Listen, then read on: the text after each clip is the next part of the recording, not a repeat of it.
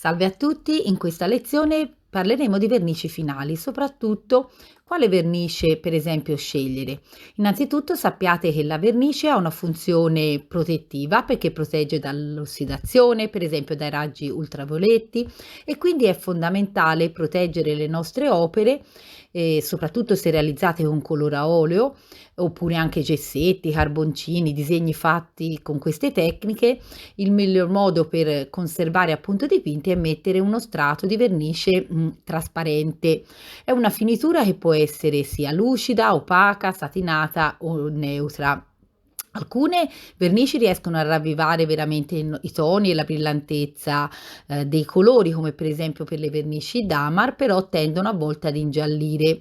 Qui vi mostro alcuni miei lavori, appunto, che andremo poi a trattare con delle vernici una volta che il quadro, comunque il dipinto, è finito.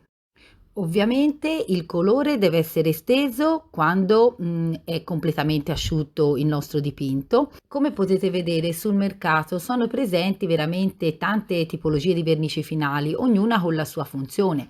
La distinzione fondamentale sta nella tecnica che abbiamo utilizzato. Se abbiamo dipinto con colore a olio dovremo utilizzare una vernice specifica per colore a olio, e lo stesso vale per gli acrilici, per le matite, gli acquerelli, i pastelli e così via. Ovviamente deve essere estesa su il dipinto completamente asciutto. È logico, se prendiamo una vernice a spirito tipo questa, dobbiamo diluirla per esempio con l'alcol, il solvente è l'alcol, non a 71 ma a 99,9 gradi, di modo che ci permette di poter sciogliere meglio la vernice. Poi dipende se vogliamo un aspetto più o meno caramelloso della vernice. Esistono poi vernici anche spray.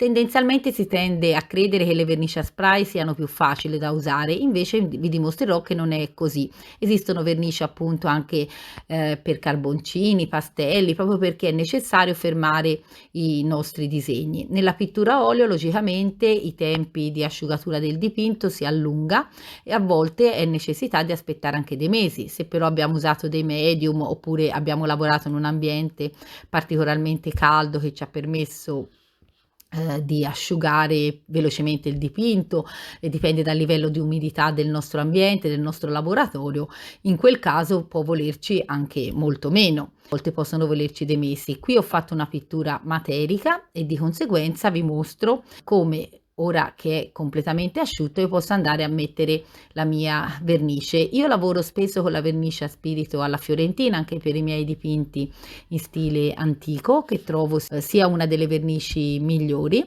Logicamente se la volete così densa potete anche non diluire con il solvente. Come vi ho fatto vedere ci sono vernici che hanno solventi, la trementina, l'acquaragia, per esempio la Damar, ci sono vernici acriliche che difficilmente poi vengono rimosse. Questa, che è legata allo spirito, diciamo all'alcol, io lo allungo, vedete, con l'alcol a 99, di modo che non viene uno strato molto denso di vernice. Più che altro, se poi decido di proteggerla ancora di più, posso dare uno strato ulteriore, però dopo che è completamente asciutto, quindi posso aspettare qualche ora, e generalmente la stendo invertendo, diciamo, la pennellata. Se l'ho data verticale la darò orizzontale. In questo caso vedete, sgrondo molto bene il pennello, io la sto dando a pennello per i dipinti a olio e passo sul dipinto velocemente. Non è che ci ripasso 700 volte perché altrimenti rischio di rismuovere, anche se qui, anche se è una pittura materica, il dipinto l'avevo fatto già, diciamo, da diverso tempo, e sinceramente stendere le vernici a pennello non lo trovo per niente difficile. L'unica accortezza è quella appunto di non ripassare troppo sopra, e la prossima volta, una volta asciutta, stendete il colore, vedete, in verticale, però solo dopo che è già stesa la prima finitura, ma può essere necessario anche avere una sola finitura. Poi posso sciacquare il pennello anche con l'alcol a 70 volumi invece che a 99. E a questo punto poi vi mostro come invece usare, per esempio, per le tecniche secche, che possono essere i grafiti, i carboncini, ma anche per l'acquerello per esempio si può usare un fissativo che può essere dato a pennello oppure spray. Generalmente si tende a, come vi dicevo, a pensare che le vernici spray siano più facili e veloci. In realtà però bisogna spruzzare la vernice con una certa esperienza e accortezza e il processo a volte è anche rischioso.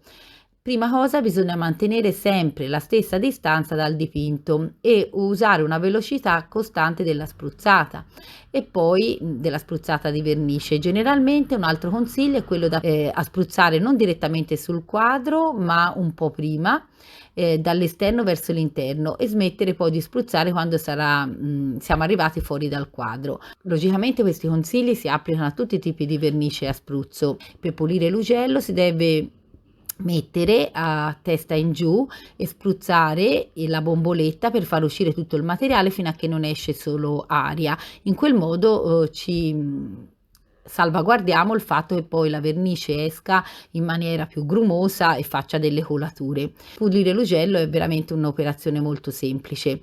Poi vi mostro anche come dare per esempio invece a pennello. Andiamo a lavorare come in questo caso, no? Su un disegno che spesso si sporca, spesso con le mani si rischia di far venire via la parte di grafite che abbiamo utilizzato, carboncino. Si può mettere anche un fissativo come questo steso col pennello. Ancora qui semplicissimo, passare in una sola volta velocemente lo strato di vernice e che poi in un secondo momento asciugherà molto velocemente. Logicamente nelle tecniche secche bisogna stare un po' più attenti perché bisogna evitare che il colore in polvere si impasti per esempio con la nostra vernice e quindi stiamo attenti veramente alla rifinitura che abbiamo fatto per salvaguardare ogni dettaglio. E in linea di massima sappiate che le vernici sono permanenti, nel senso una volta che le avete messe sul dipinto non sono semplici da rimuovere, bisogna riprendere i solventi con cui sono state create e logicamente a volte i solventi possono rimuovere anche lo strato sottostante.